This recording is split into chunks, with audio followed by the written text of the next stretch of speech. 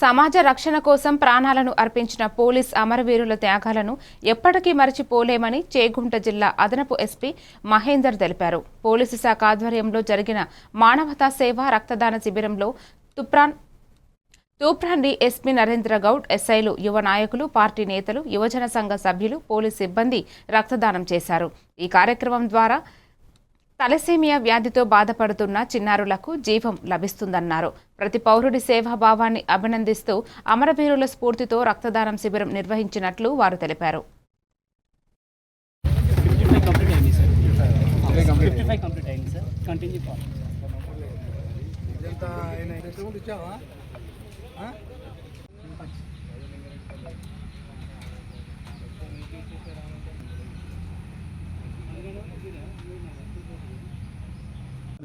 Good morning.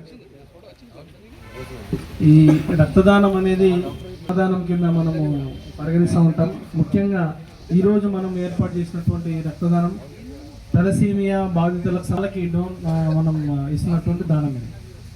ఇందాకనే నాకు తెలిసింది ఏంటంటే మన 2 రాష్ట్రాల్లో కలిపి సుమారు ఒక 500 మంది పిల్లలు ఈ తలసేమియాతో బాధపడుతున్నారు. వాళ్ళకు every day blood, every week కొత్త బ్లడ్ ఎక్కించాలి. అటువంటి పిల్లలు వాళ్ళకి రోజు అది వారం రోజులు ఫ్రెష్ ఉండే బ్లడ్ ఎక్కించాలట. మామూలుగా అయితే ఒక 4 రోజులు కూడా స్టోర్ ఉంటుంది, కానీ వారం